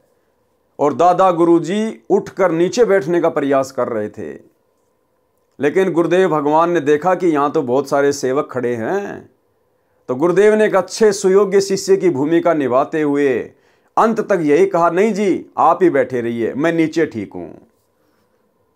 अंत में दादा गुरुदेव ने कहा कि आप कम से कम चारपाई पर तो बैठिए, लेकिन गुरुदेव भगवान ने एक अच्छे शिष्य की भूमिका निभाते हुए उनके चरणों में ही बैठना स्वीकार किया और एक टक दादा गुरुजी सतगुरु रामपाल जी के चेहरे की तरफ देखते रहे। उसके बाद में मनोज ने कहा कि ये सेम टू सेम वही घटना घटी जो घटना 650 साल पहले कबीर परमेश्वर और पंडित रामानंद जी के बीच में घटित हुई। यानी भाइयों और बहनों, ठीक है, सतगुरु रामपाल जी का कलयुगी परिवार, सतलोक आश्रमों से जुड़े हुए भाई बहन, कोऑर्डिनेटर, ये आज भी सतगुरु रामपाल जी को कबीर परमात्मा नहीं मानते हैं। आज भी ये इन्हें पूर्ण परमात्मा नहीं मानते हैं। अगर मानते तो फिर सतगुरु रामपाल जी के रहते सहते वो दाढ़ी मूछ वाली कबीर जी की समझे जाने वाली फोटो को परमात्मा मानकर ये जून के महीने में उसका कबीर प्रकट दिवस ना मनाते। लेकिन ये अपने गुरु को केवल मानुष मानते हैं, अपने जैसा एक व्यक्ति मानते हैं। और भगवान कबीर आज भी उस दाढ़ी मूछ वाली कबीर जी की मुर्दा फोटो को ही मानते हैं। तो आप जी मनोज के मुख से ये छोटा सा इंटरव्यू सुनिए जो आपके विश्वास को दृढ़ करेगा और आपको विश्वास अवश्य होगा कि हाँ, मेरे पूज्य गुरुदेव सतगुरु रामपाल जी परमेश्वर स्वयं कबीर परमात्मा हैं और ये सेम टू सेम वही लीला चल रही है जो लीला परमेश्वर जी ने 650 साल पहले की थी। सुनिए छोटा सा इंटरव्यू। सर, वो दौर चल ही रहा था, आपने इतनी सारी बातें बताई तो बहुत ही अनसुनी बातें हैं और बहुत ही रोचक बातें हैं। ऐसा कोई पल हो जब आपका स्कूल के समय का कोई ऐसी यादगार हो, संत रामपाल जी से जुड़ी हो, आपको याद हो, वो हमारे दर्शकों को बताना चाहेंगे। जब मैं छोटा था तो एक बार मैं स्कूल के लिए तैयार हो रहा था, स्कूल जाने के लिए तैयारी कर ली, ड्रेस वेस पहन ली। तो पिताजी ऊपर एक रूम है, हमारा मकान है, उसके ऊपर रूम है, उस रूम से नीचे आए। मैं बोले कहाँ की तैयारी है? मैं बोला पिताजी पापा जी स्कूल जा रहा हूँ मैं। तो पिताजी बोले अच्छा स्कूल की तैयारी है? माँ जी। मैं बोला चलो दादा गुरु जी के पास चलोगे? मैं बड़ा खुश हुआ, माँ स्कूल से छुट्टी लगेंगे और दादा गुरु जी के पास जाएंगे। तो बड़ी खुशी हुई, माँ हाँ जी चलूंगा चलूंगा। उसके बाद पिताजी ने मम्मी जी को बोला कि इसको तैयार कर दो और 2 जोड़ी कपड़े डाल दो, हम स्वामी रामदेव महाराज जी के पास पंजाब में तलवंडी बाई जा रहे हैं। तो मम्मी जी ने तैयार कर दिया, मैं चल पड़ा पिताजी के साथ। तो हम तलवंडी बाई पहुंचे।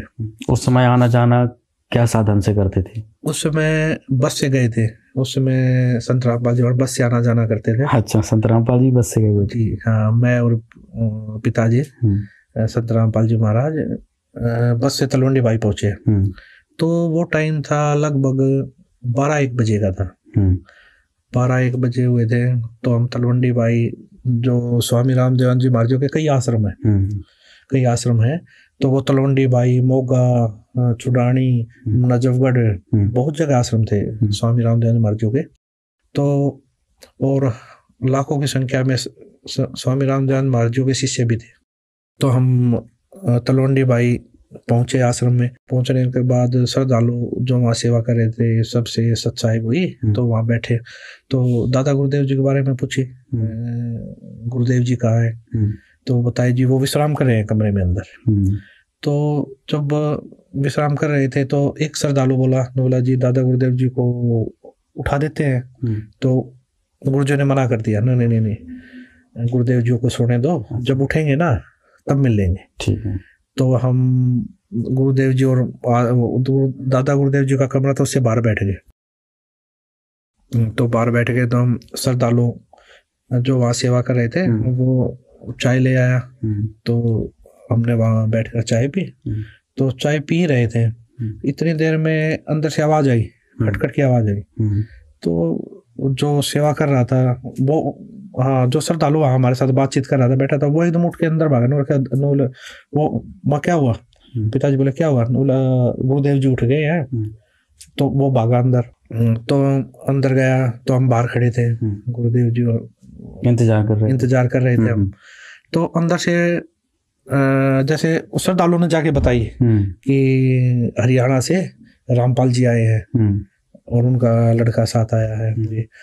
तो दादा गुरुदेव जी, अंदर से आवाज आ रही, अंदर क्यों नहीं बुलाया उनको?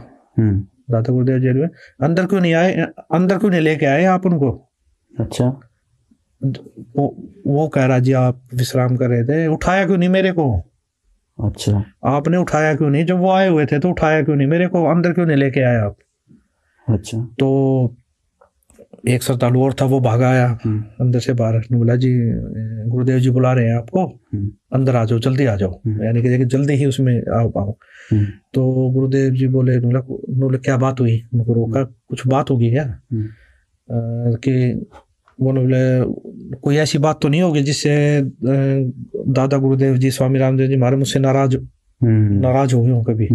कोई ऐसी बात तो नहीं हो रखी है?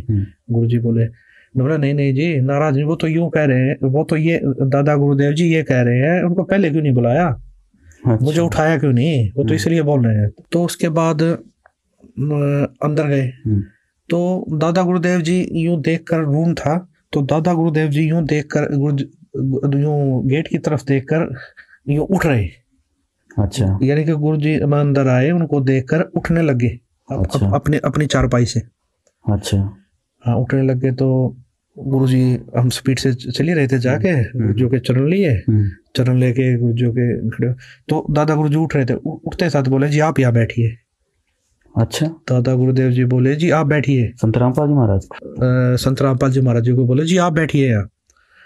अब श्रद्धालु जो दो सेवक थे वो खड़े थे वहाँ, वो भी आश्चर्य में, दादा गुरुजी क्या बोल रहे हैं। और दादा गुरुदेव जी हाथ जोड़ कर बोले जी आप बैठिए। तो गुरुदेव जी ने हाथ जोड़े, मौलाना ने नहीं जी आप बैठिए। गुरुदेव जी ये स्थान तो आपका है, आप बैठिए। गुरुदेव जी, दादा गुरुदेव जी भी यूं करके नहीं जी आप बैठिए। कम से कम 2-3 मिनट तक ये चीजें चलती रही। अच्छा। जैसे कोई घर में मेहमान आ जाता, हम कहते जी बैठिए, वो कहने नहीं जी पहले आप बैठिए। तो कम से कम 2-3 मिनट तक ये चीजें चली है, मैंने देखी है ये चीजें। बच्चा था उस समय, ध्यान नहीं था भाई इतना। सर ये तो जो आपने बताया ये बात बहुत ही अद्भुत है, क्योंकि सनातन धर्म में, हिंदू धर्म में, अपनी गुरु परंपरा में अगर देखा जाए तो गुरु पद उच्च होता है और शिष्य का स्थान जो होता है वो नीचे होता है। आज इस प्रकार से आप एक घटना का जिक्र कर रहे हैं, तो स्वामी जी अपने चारपाई पे संत रामपाल जी महाराज को बिठाने के लिए बोल रहे हैं। जी जी, ये चीजें मुझे भी, चलो उस समय बचपना था इतनी समझ में, लेकिन आंखों के सामने ये चीजें चल तो रही थी। ये क्या हुआ उस समय? हाँ, ये क्या हो रहा है। और उस समय 2 सेवक भी वहीं खड़े, वो भी आश्चर्य में, उनकी भी वो भी यूं देख रहे बिल्कुल ये चीजें, स्वामी रामदेव जी महाराज जी मतलब क्या कर रहे हैं। तो ये चीजें 2-3 मिनट तक चली, वो मैंने देखी वहां पर। वो चीजें जब देखी तो गुरुदेव जी ने बड़े ही मतलब ये लगा लिए, बड़े ही आधीनता से कई बार प्रार्थना करने के बाद स्वामी रामदेव महाराज जी को चारपाई पे वापस बैठाया। फिर भी स्वामी रामदेव महाराज जी ये बोले वहां नहीं, चारपाई पे बैठो आप भी। गुरु जी को बोला आप चारपाई पे बैठो, फिर भी अच्छा। नीचे नहीं बैठना है। गुरुदेव जी ने चरण पकड़े और गुरु जी के चरण लिए, चरण लेके गुरुदेव जी नीचे बैठ गए, चरण दबाने लगे। गुरुदेव संत रामपाल जी महाराज जी बोला जी, संत रामपाल जी महाराज जी चरण सेवा करने लगे, तो मैं भी चरण सेवा करने लग गया।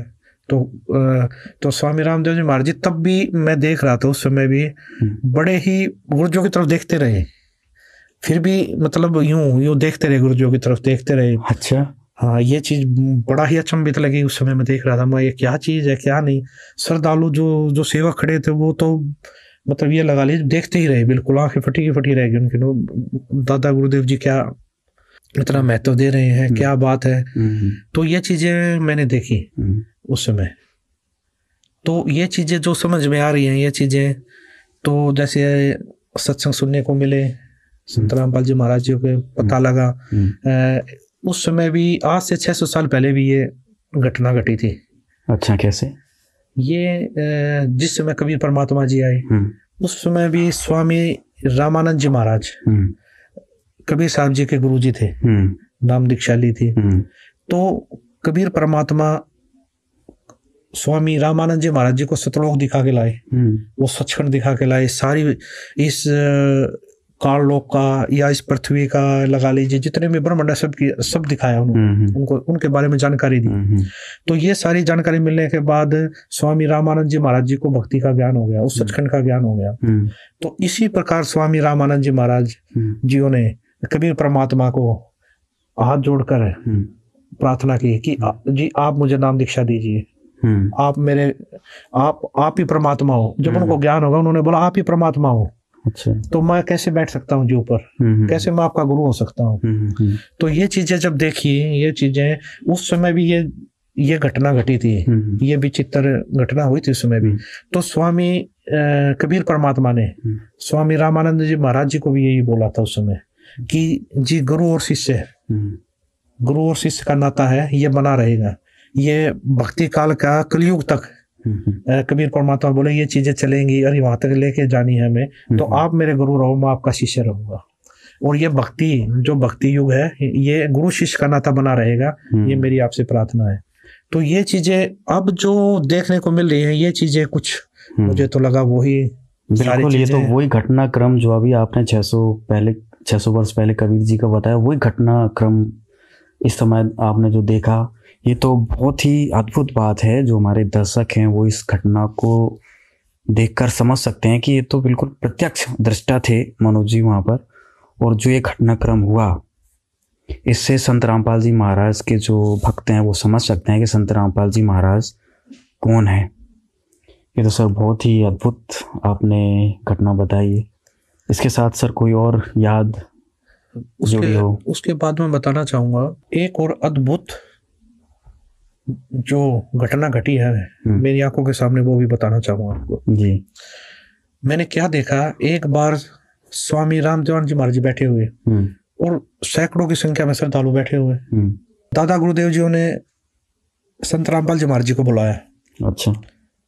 बुलाने के बाद उनको अपने पास बैठाया। अपने पास बैठा के स्वामी रामदेवानंद जी महाराज जी बोले, जितने भी श्रद्धालु वहां बैठे हुए थे, आज के बाद संत रामपाल जी महाराज जी नाम दीक्षा देंगे सभी को। अच्छा जी, मैं नाम दीक्षा नहीं दूंगा आज के बाद, संत रामपाल जी महाराज जी नाम दीक्षा देंगे। और आगे जो भी नाम दीक्षा लेगा वो संत रामपाल जी महाराज जी से नाम दीक्षा ले। अच्छा। स्वामी रामदेवानंद जी महाराज जितने भी श्रद्धालु वहां पर बैठे हुए थे उनके सामने बोला, आज के बाद मैं तुम्हारा गुरु नहीं हूं, आज के बाद आपके गुरु संत रामपाल जी महाराज हैं।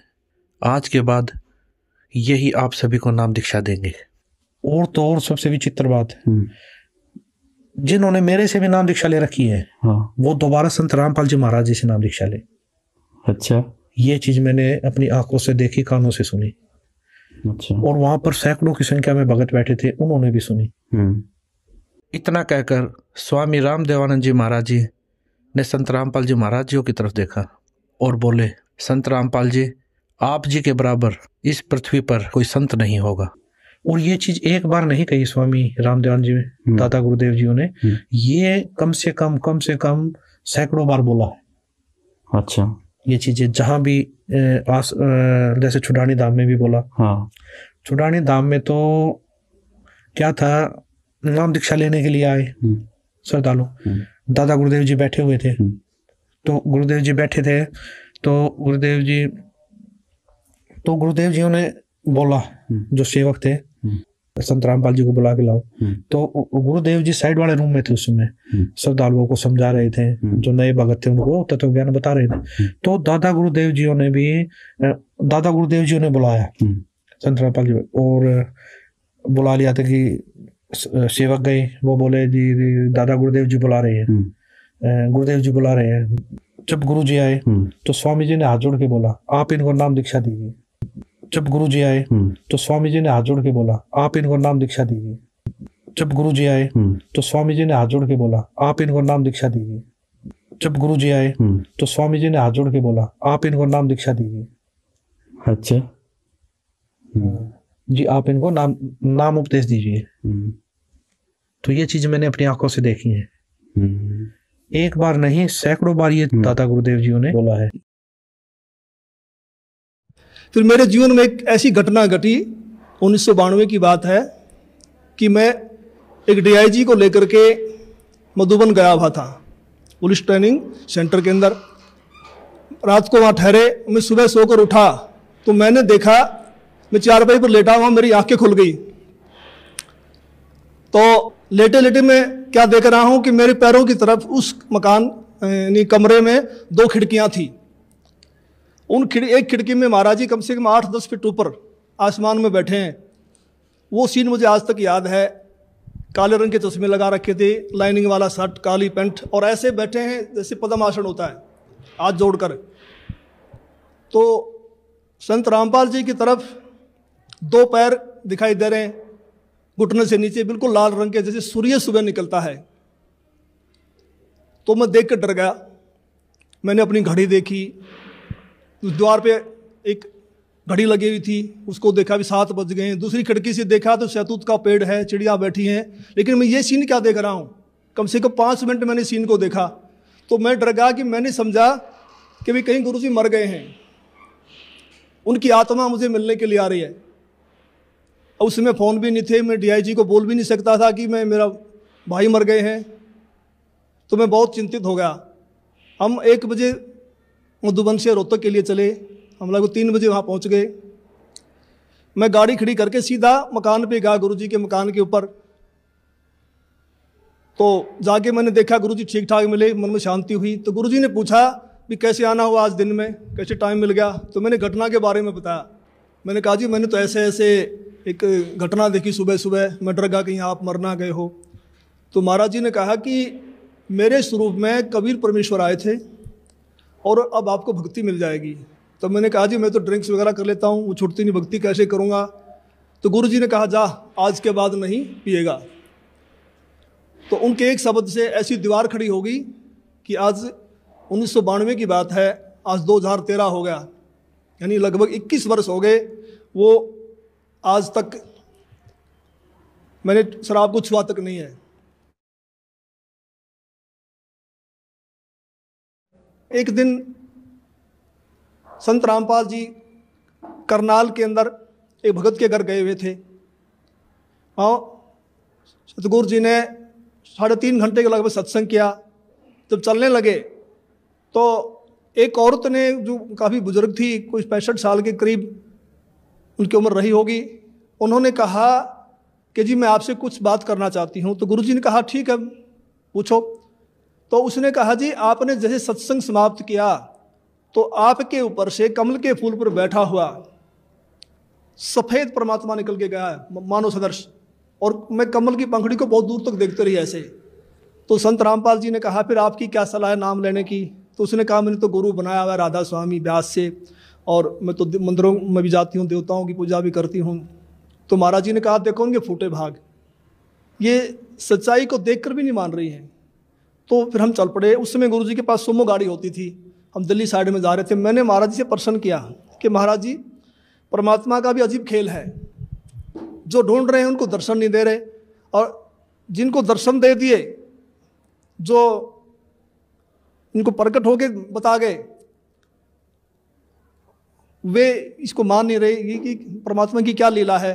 तो महाराज जी ने कहा ये बुद्धि से परे का विषय है और इसको आप नहीं समझ पाएंगे। फिर मैंने कहा जी बताओ, दया करो। संत रामपाल जी ने बताया कि ये औरत 600 वर्ष पहले जब कबीर परमेश्वर आए थे उनकी शिष्या थी। इन्होंने लगभग 5-6 महीने भक्ति की, फिर इन्होंने नाम छोड़ दिए। उसी प्रथम मंत्र के प्रभाव से इसको मानवश्री मिलते आ रहे हैं, भक्ति में रुचि है। अब ये समझ रही है कि जो मेरे को छोटा मोटा लाभ मिल रहा है ये देव देवता या मेरा पुराना गुरु दे रहा है, जो उन्होंने बनाया हुआ है, तो डर के मारे नहीं छोड़ना पा रही। तो मैंने फिर प्रश्न किया कि महाराज जी मैंने तो ये पूछा है कि इनको दर्शन क्यों दिए। तो गुरु जी ने कहा, संत रामपाल जी बोले कि परमात्मा किसी की उधार नहीं रखता, ये कल को मरेगी, नरक में जाएगी, वहाँ उसको बड़ा कष्ट होगा। जब आत्मा रोती है तो परमात्मा को आना पड़ता है, मन की नहीं सुनता परमात्मा। तो फिर ये आत्मा वहाँ सवाल करती है कि जी आपकी भक्ति का हमें ज्ञान नहीं था, हमने भक्ति तो बहुत की। तो वहाँ परमात्मा ये सीनरी दिखाएंगे, ये सारी फिल्म दिखाएंगे कि 3-3.5 घंटे मैंने सत्संग सुनाया, आप क्या भक्ति कर रहे हो, इसका क्या लाभ है, मेरी भक्ति क्या है, और जाते समय दर्शन दे दिए। तो परमात्मा ने अपने सिर से भार उतार दिया, पर ये आत्मा बोल नहीं पाएगी, चुप हो जाएगी। तो मेरा भगत समाज से यही बार बार निवेदन है कि ऐसा मौका बार बार नहीं आता, तो संत रामपाल जी की शरण में आकर के अपना आत्म कल्याण करवाएं। साथ साहिब। धन्यवाद आपको। तो भाई और बहनों, आपको विश्वास हो जाना चाहिए कि धरती पर यदि एकमात्र कोई कबीर देव है तो सतगुरु रामपाल जी परमेश्वर हैं। और जिसको ये विश्वास हो जाएगा फिर वो नकली कबीर को नहीं पूजेगा। उस दाढ़ी मूंछ वाली कबीर जी की नकली फोटो को अपने घर पर, अपने दरबार में, अपने लॉकेट में नहीं रखेगा। और यदि इतना सब कुछ आंखों के सामने प्रमाण देखने के बावजूद भी उस नकली कबीर की फोटो को अपने लॉकेट में रखेगा, घर के दरबार में फोटो में रखेगा, घर की दीवारों पर रखेगा, जून के महीने में उसका कबीर प्रकट दिवस मनाएगा, उस नकली मुर्दा फोटो को दंडवत करेगा, तो भाई और बहनों वो आत्मा फिर मोक्ष प्राप्त करने के लक्षणों युक्त नहीं है। परमेश्वर कबीर जी ने कहा, हे स्वामी जी, गुरु जी तो आप ही रहो, मैं आपका शिष्य हूं। ये गुरु परंपरा बनाए रखने के लिए अति आवश्यक है। यदि आप मेरे गुरु जी रूप में नहीं रहोगे तो भविष्य में संत व भगत कहा करेंगे कि गुरु बनाने की कोई आवश्यकता नहीं है, सीधा ही परमात्मा से ही संपर्क करो। कबीर ने भी गुरु नहीं बनाया था। हे स्वामी जी, काल प्रेरित व्यक्ति ऐसी ऐसी बातें बनाकर श्रद्धालुओं को भक्ति की दिशा से भ्रष्ट किया करेंगे तथा काल के जाल में फांसे रखेंगे। इसलिए संसार की दृष्टि पे आप मेरे गुरुजी की भूमिका कीजिए तथा वास्तव में जो साधना की विधि मैं बताऊं आप वैसे भक्ति कीजिए। स्वामी रामानंद जी ने कबीर परमेश्वर जी की बात को स्वीकार किया। कबीर परमेश्वर जी एक रूप में स्वामी रामानंद जी को तत्व ज्ञान सुना रहे थे तथा अन्य रूप धारण करके कुछ ही समय उपरांत अपने घर पर आ गए, क्योंकि वहां नीरू तथा नीमा अति चिंतित थे। बच्चे को सकुशल घर लौट आने पर नीरू तथा नीमा ने परमेश्वर का शुक्रिया किया। अपने बच्चे कबीर को सीने से लगाकर नीमा रोने लगी तथा बच्चे को अपने पति नीरू के पास ले गई। नीरू ने भी बच्चे कबीर से प्यार किया। नीरू ने पूछा, बेटा आपको उन ब्राह्मणों ने मारा तो नहीं? कबीर जी बोले, नहीं पिताजी, स्वामी रामानंद जी बहुत अच्छे हैं, मैंने उनको गुरु बना लिया है। उन्होंने मुझको सर्व ब्राह्मण समाज के समक्ष सीने से लगाकर कहा है ये मेरा शिष्य है। आज से मैं सर्व हिंदू समाज के सर्व जातियों के व्यक्तियों को शिष्य बनाया करूंगा। माता पिता नीरू तथा नीमा अति प्रसन्न हुए तथा घर के कार्य में व्यस्त हो गए। स्वामी रामानंद जी ने कहा, हे कबीर जी, हम सभी की बुद्धि पर पत्थर पड़े थे, आपने ही अज्ञान रूपी पत्थरों को हटाया है। बड़े पुण्य कर्मों से आपका दर्शन सुलभ हुआ। ये शब्द अगम निगम बोध के पृष्ठ 38 पर लिखा है। मेरा नाम कबीरा, हूं जगत गुरु जाहिरा, तीन लोक में यश है मेरा, त्रिकुटी है अस्ताना, 5 3 हम ही ने कीने, जाते रचा जिहाना, गगन मंडल में बासा मेरा, 9 कमल पर माना, ब्रह्म बीज हम ही से आया, बनी जो मूर्ति नाना, शंखों लहर मेहर की उपजय, बाजय अनहद बाजा, गुप्त भेद वाही को देंगे, शरण हमारी आजा, भव बंधन से लेऊं छुड़ाई, निर्मल करूं शरीरा, सुर नर मुनि कोई भेद न पावे, पावे संत गभीरा, वेद कतेब में भेद न पूरा, काल जाल जंजाला, कहे कबीर सुनो गुरु रामानंद, अमर ज्ञान उजाला। नेकी सेऊ सम्मन के बलिदान की कथा। तो भाई और बहनों, आज के वीडियो में केवल इतना ही, क्योंकि गुरुदेव के कर कमल से लिखित पवित्र ग्रंथ कबीर सागर के सरलार्थ के ऊपर जो वीडियो बनाए जा रहे हैं और वर्तमान में जो वीडियो बन रहे हैं ये कुछ रोचक कथाओं के ऊपर हैं। तो ये कथाएं हमने गुरुदेव के मुख कमल से अनेकों बार सुनी हुई है और इन कथाओं का जो निष्कर्ष है ये हम पहले के वीडियो में भली भांति समझ चुके हैं। तो वर्तमान में इन रोचक कथाओं को केवल हम गुरुदेव के कर कमल से लिखित होने के कारण हम इनको पढ़ेंगे। इनको पढ़ने मात्र से, इनको सुनने मात्र से भी हम ढेर सारे पुण्य के भागी बनते हैं। तो भाई और बहनों, आज के वीडियो में केवल इतना ही। कल रात्रि 8 बजे फिर से दास के Facebook page Pawan Das is live के ऊपर लाइव जुड़िए एक नए वीडियो के साथ में। तब तक गुरुदेव भगवान हम सबको आज्ञा दें, इजाज़त दें, आशीर्वाद दें। बंदी छोड़ सतगुरु रामपाल जी भगवान की जय हो।